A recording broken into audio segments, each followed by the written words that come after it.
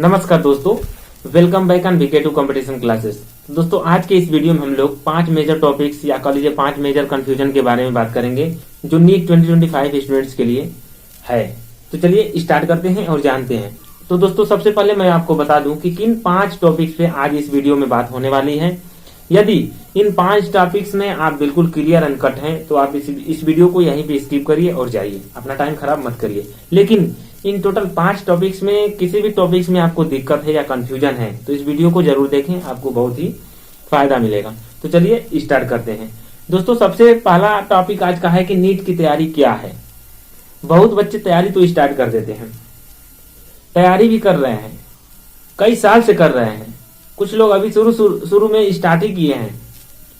लेकिन तैयारी क्या है, तैयारी क्यों करनी चाहिए, क्यों नहीं करनी चाहिए, ये सब टॉपिक्स के बारे में आज डिस्कशन होगा। दूसरा टॉपिक है मोड ऑफ एग्जामिनेशन। क्या हमारा एग्जाम सीबीटी मोड में होगा या पेन पेपर मोड में होगा, इसके ऊपर भी बात करेंगे। तीसरा टॉपिक है नीट 2025 का जो सिलेबस है वो अपडेट हुआ है या नहीं हुआ है, इसके बारे में भी हम लोग बात करेंगे। और चौथा टॉपिक है सीट एमबीबीएस जो एमबीबीएस का सीट है नीट 2025 में कितना इंक्रीज होगा, नीट 2025 में अप्रोक्स कितना सीट इंक्रीज हुआ था, इसके बारे में भी बात करेंगे। और दोस्तों पांचवा यानी कि लास्ट हम लोग आज समझेंगे कि एक एमबीबीएस सीट का इंपॉर्टेंस क्या होता है। एक सिंगल एमबीबीएस सीट को पाने के लिए कितना मेहनत करना पड़ेगा, कितने परसेंट बच्चे कितने परसेंट बच्चे एमबीबीएस को प्राप्त करेंगे, कितने परसेंट बच्चे गवर्नमेंट एमबीबीएस का दर्शन कर पाएंगे या कह लीजिए गवर्नमेंट कॉलेज से एमबीबीएस कर पाएंगे। इन सभी टॉपिक्स पे आज के इस वीडियो में हम लोग डिस्कशन करेंगे। तो चलिए दोस्तों स्टार्ट करते हैं और समझते हैं और जानते हैं।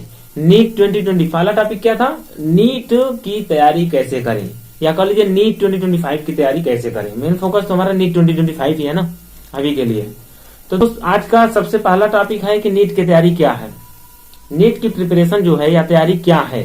तो चलिए जानते हैं। तो दोस्तों इसमें 2 टाइप्स के बच्चे आते हैं जो नीट को 2 नजरिए से देखते हैं। एक बच्चे जो होते हैं उनका होता है चॉइस कि उनको डॉक्टर बनना है, अच्छा डॉक्टर बनना है और लोगों का सेवा करना है।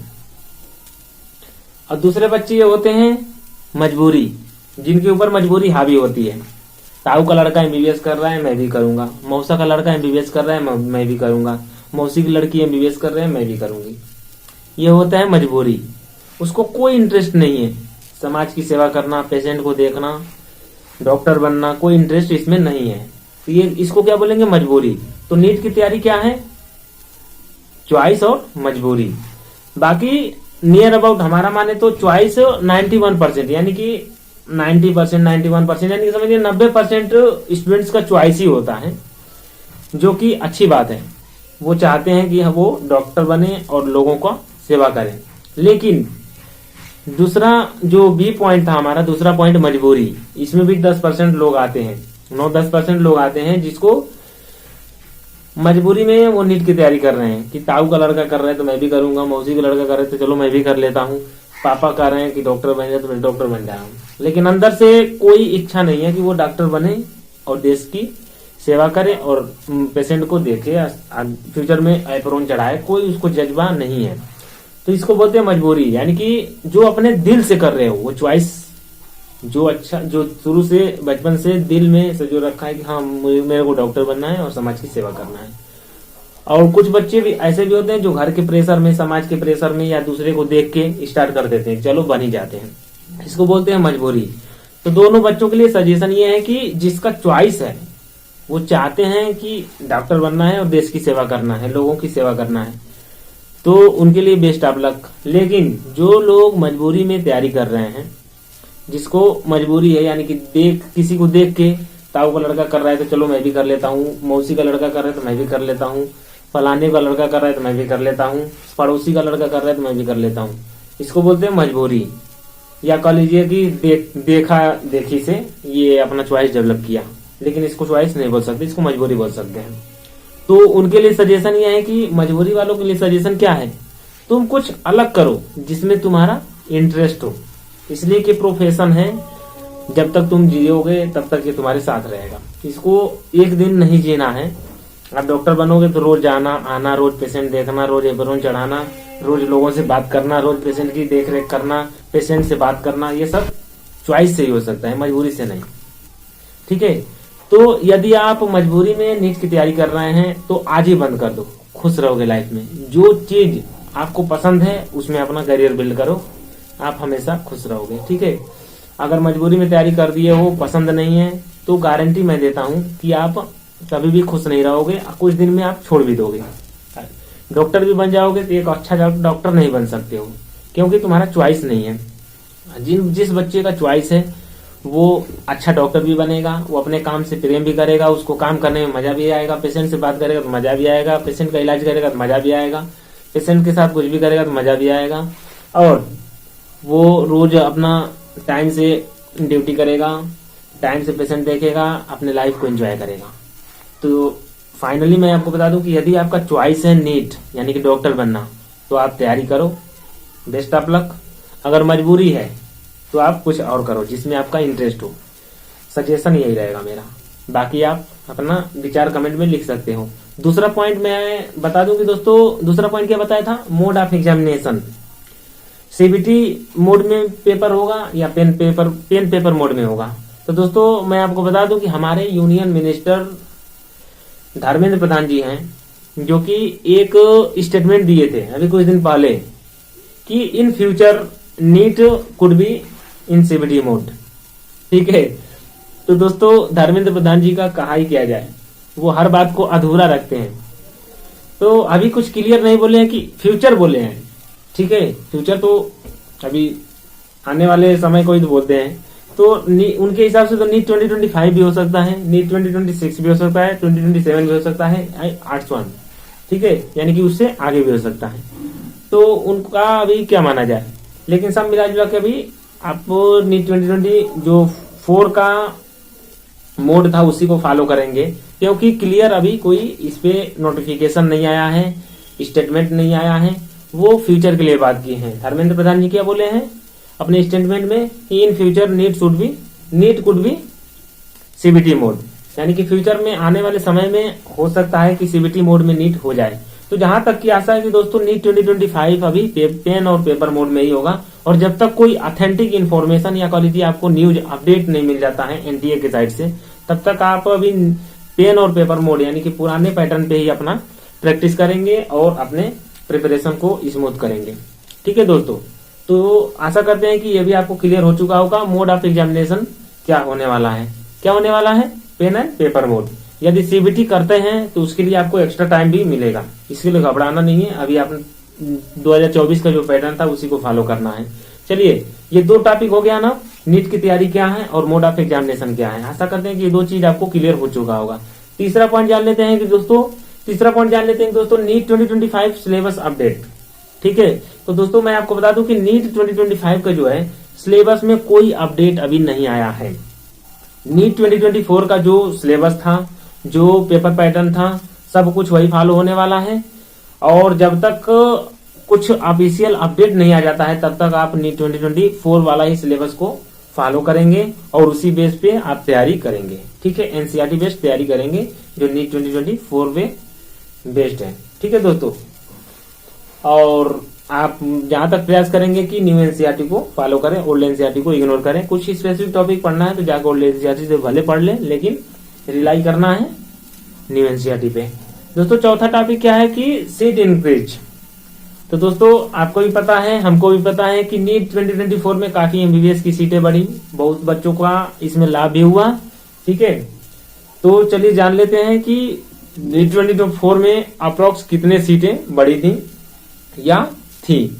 चलिए जान लेते हैं और समझने का प्रयास करते हैं। दोस्तों चौथा पॉइंट जान लेते हैं कि सीट्स इंक्रीज इन नीट 2024 और नीट 2025। ठीक है, तो सबसे पहले डिस्कशन कर लेते हैं कि नीट 2024 में कितने सीट इंक्रीज हुए थे। तो दोस्तों मैं आपको बता दूं कि एमबीबीएस सीट इन इंडिया यानी कि एमबीबीएस सीट टोटल अप्रोक्स कितने थे इंडिया में, तो मैं आपको बता दूं कि 55,880 सीट जो कि एमबीबीएस का केवल इंडिया में बच्चों को अलॉट हुआ है। किसमें, नीट 2024 में अप्रॉक्स कितना सीट, 55,880, यानी कि सीधे समझ लीजिए नियर अबाउट 56,000। ठीक है, यानी कि 56,000 एमबीबीएस सीट का कहाँ पे था, इंडिया में केवल था। और वहीं सेंट्रल यूनिवर्सिटी की बात करें दोस्तों तो 724 अप्रॉक्स 724 एमबीबीएस सीट नीट 2020 बच्चों को अलॉट हुआ है। Government seat under all India quota, ठीक है। तो ऑल इंडिया कोटा पे अगर बात करें दोस्तों तो 4129 सीट अप्रोक्स अलॉट हुआ था नीट 2024 के माध्यम से। तो दोस्तों आशा करते हैं कि आपको समझ में आ चुका है। इन इंडिया कितना 55,880 अप्रोक्स 724 अप्रोक्स कहाँ सेंट्रल यूनिवर्सिटी और ऑल इंडिया कोटा लेवल पे अगर गवर्नमेंट सीट की बात करें तो 4129 अप्रोक्स सीट, यानी कि टोटल समझ लो कि 7 यानी कि 55,000 हो गया, 56,000 सीटें समझ 56,000 और 56 और 4 कितना 60, यानी कि वही 61,000 सीट एमबीबीएस जो है कि इंक्रीज हुआ था। इंक्रीज क्या मतलब टोटल सीट कितना था, टोटल सीट लगभग 60,000 के आसपास था, ठीक है। ये टोटल सीट की बात बता रहा हूँ अप्रोक्स, ठीक है। 60,000 सीट अप्रोक्स इसमें था नीट 2024 में। और वहीं अगर बात करें नीट 2025 का तो अभी कोई ऑफिशियल अपडेट तो नहीं है कि कितना सीट इंक्रीज होने वाला है, लेकिन दोस्तों मैं आपको बता दूं कि नियर अबाउट कुछ ना कुछ 1000 सीट तो लगभग बढ़ेगा, यानी कि 1000 सीट समझो बढ़ा है। 60,000 तो है ही है, 2024 में इतना सीट अलॉट हुआ ही लगभग, और 2025 में आप समझ सकते हैं कि 1000 सीट और बढ़ेगा, तो यानी कि वही 60-61,000 सीट मान के चले और इसके हिसाब से आप तैयारी करें। और आपको सबसे और 5वां point still understand to gain 1 government MBBS seat values, ठीक है दोस्तों। 5वां पॉइंट यह है कि सबसे जरूरी है कि आपको समझना पड़ेगा कि एक एमबीबीएस सीट का महत्व कितना है। तो दोस्तों मैं आपको बता दूं कि लगभग अभी ये जो सिनेरियो चल रहा है नीट का, तो लगभग 25 लाख बच्चे नीट 2025 में लगभग अपीयर होने वाले हैं। क्यों? क्योंकि नीट 2024 में भी लगभग 24-25 लाख बच्चे अपीयर हुए थे। उसके बेस पे अगर कुछ घटाया बढ़ाया नहीं जाए, उसी को अगर बेस मान के चला जाए तो 24-25 लाख बच्चे आने वाले हैं किसमें, नीट 2025 में। रजिस्ट्रेशन कितना होने वाला है, लगभग 24-25 लाख, ठीक है। तो इसके हिसाब से आपका सीट कितना मैं बताया था कि कितना लगभग गवर्नमेंट सीट एमबीबीएस का होने वाला है, 24-25 लाख बच्चों पे 60-61,000 एमबीबीएस सीट। उसके हिसाब से अगर देखा जाए तो कितना परसेंट हुआ बताओ, 25 लाख का 25 लाख पर 60,000 स्टूडेंट्स हैं, 60,000 सीट है। 25 लाख स्टूडेंट्स के ऊपर 60,000 एमबीबीएस सीट है, तो कितना परसेंट हुआ ना, लगभग 2%, यानी कि उस 25 लाख में 25 लाख बच्चों में टॉप के लगभग 2 या 3% बच्चे ही केवल सिलेक्ट होंगे। उसके हिसाब से आप क्या समझ सकते हैं, 2% का मतलब लगभग 2,500 बच्चों में 2 स्टूडेंट को एमबीबीएस मिलने वाला है, नियर अबाउट, ठीक है। अप्रोक्स कितने 2,500 बच्चों में से केवल 2 बच्चों को एमबीबीएस सीट मिलेंगे।